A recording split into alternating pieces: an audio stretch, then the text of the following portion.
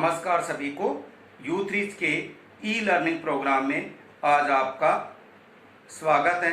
मेरा नाम करण सिंह है। आज हम कक्षा 10 विषय मैथ में चैप्टर नंबर 9 त्रिकोणमिति के अनुप्रयोगों के बारे में बातचीत करेंगे। आइए करते हैं। तो त्रिकोणमिति के कुछ अनुप्रयोग।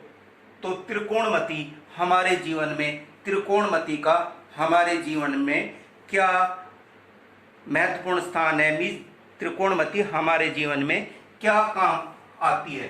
तो त्रिकोणमिति की सहायता से हम किसी वस्तु की ऊंचाई, त्रिकोणमिति की सहायता से क्या कर सकते हैं, हम किसी वस्तु की ऊंचाई, मीनार की ऊंचाई, खंबे की ऊंचाई, पर्वत की ऊंचाई, मकान की ऊंचाई, खंभों की ऊंचाई या दो सुदूर वस्तुओं के बीच की दूरी ज्ञात कर सकते हैं। तो हम क्या कर सकते हैं, त्रिकोणमिति की सहायता से किसी मीनार की ऊंचाई ज्ञात कर सकते हैं, किसी खंबे की ऊंचाई ज्ञात कर सकते हैं, किसी मकान की ऊंचाई ज्ञात कर सकते हैं, किसी पर्वत की ऊंचाई ज्ञात कर सकते हैं।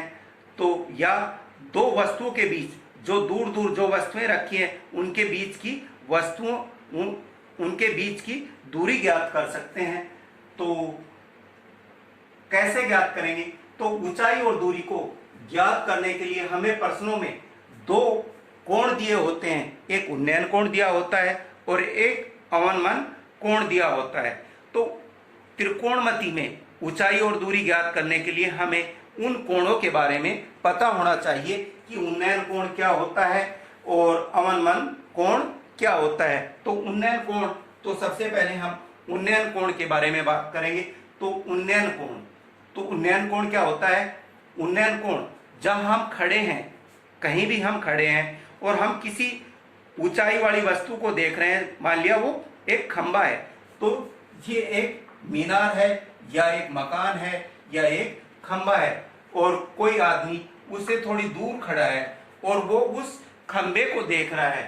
तो उस खंबे को देख रहा है तो वो किधर देख रहा है, इसका मतलब है खंबा ऊपर की तरफ देख रहा है, उसकी चोटी को देख रहा है। तो उसकी चोटी को जो देख रहा है, तो आंख से और चोटी को देख रहा है, उससे जो लाइन बनती है उसे हम दृष्टि रेखा कहते हैं। और आंख से जो खंबे की जो तलैटी मीन्स खंबे की का जो पाद बिंदु है, मीन्स खंबे का जो नीचे के स्थान पर है जो सीधी रेखा है, उस रेखा को हम क्षैतिज रेखा कहते हैं। मीन्स ये खंबा है कोई या मीनार है, यहाँ कोई आदमी खड़ा है और ये जो खंबे की तलैटी है, तो खंबे की तलैटी और आदमी की आंख के साथ जो लाइन होगी उसे हम क्षैतिज रेखा कहते हैं।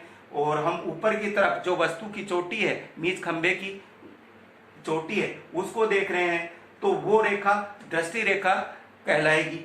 तो उन्नयन कोण क्या होगा, जब कोई वस्तु आंख से ऊपर हो, मीन्स आंख से ऊपर हो और दृष्टि रेखा आंख और वस्तु को जोड़ने वाली रेखा का क्षैतिज रेखा के बीच बनने वाला कोण उन्नयन कोण कहलाता है। मीन्स ये हमारी क्षैतिज रेखा है और ये दृष्टि रेखा है और ये हमारे पास कोई खंबा है, इनके बीच में जो कोण बन रहा है इसे हम उन्नयन कोण कहते हैं। अब हमारे पास दूसरा कोण है अवनमन कोण।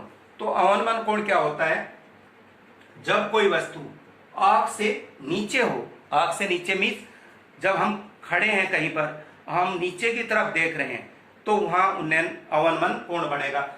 तो नीचे हो, जब कोई वस्तु आंख से नीचे हो तो दृष्टि रेखा का क्षैतिज रेखा के साथ बनने वाला कोण अवनमन कोण कहलाता है।